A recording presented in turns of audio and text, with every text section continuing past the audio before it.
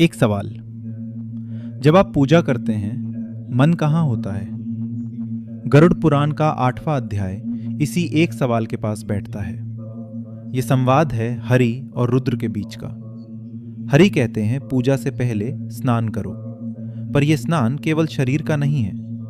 हम रोज उठते हैं और साथ उठती है कल की चिंता, कल की थकान, कल का बोझ।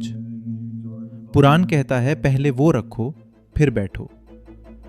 पूजा में एक विशेष आकृति बनाई जाती है, उसे मंडल कहते हैं। जमीन पर 5 रंगों के चूर्ण से धीरे धीरे इसे बनाते हुए हाथ चलते हैं, मन एकाग्र होता है। सोचिए, जब आप कोई चीज बड़े ध्यान से बनाते हैं, रंगोली हो या कोई नक्शा या बस कागज पर एक रेखा, उस वक्त मन कहीं नहीं भागता। मंडल यही करता है, मन को एक जगह लाता है। पहले एक चौकोर, मन की एक सीमा जहां से भटकाव रुकता है। फिर उसके भीतर रेखाएं, ऊपर से नीचे, दाएं से बाएं, मन को दिशा मिलती है। फिर कोनों से तिरछी रेखाएं, और जहां जहां ये मिलती हैं एक केंद्र बनता है, बस एक बिंदु जहां मन ठहर सकता है। और उस केंद्र में एक कमल, कमल जो कीचड़ में उगता है, पर कीचड़ उसे छूता नहीं। पुराण कह रहा है संसार में रहो, पर संसार तुम्हारे भीतर ना उतरे। इस मंडल में 5 रंग होते हैं।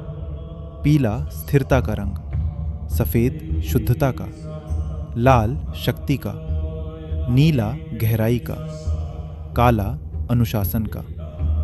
ये रंग बाहर भी हैं और भीतर भी। मंडल पूरा होने के बाद एक और अभ्यास है, उसे न्यास कहते हैं। न्यास का अर्थ है स्थापित करना। जैसे कोई दीपक रखता है एक जगह, ध्यान से, स्थिर हाथों से, वैसे ही साधक अपने शरीर के हर हिस्से में भगवान का भाव रखता है।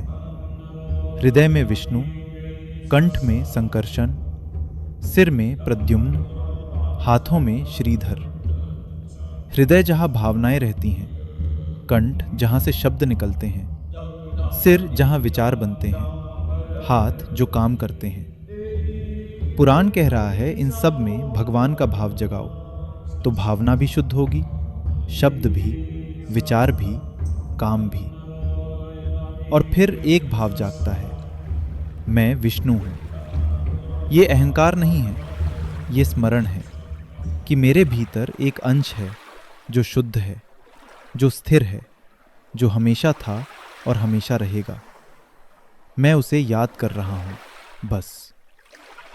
पुराण में वर्णन आता है कि इस पूजा के बाद साधक को श्रेष्ठ स्थिति प्राप्त होती है। कोई बाहरी पुरस्कार नहीं, बस मन हल्का होता है। भीतर एक भरोसा जागता है कि भगवान साथ हैं। जब हम शांत बैठते हैं वो पूजा है। जब मधुरता से बोलते हैं वो न्यास है।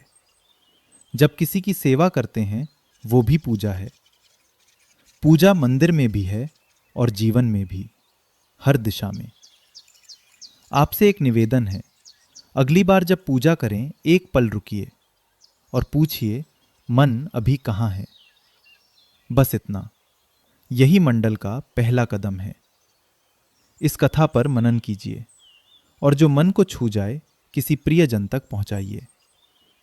अगर आपको ये कथा और शास्त्रों की सरल व्याख्या पसंद आती है तो सर्व लाइफ को जरूर सब्सक्राइब करें। हम यहाँ पुराणों और शास्त्रों को आसान भाषा में समझाते हैं। जय श्री हरि।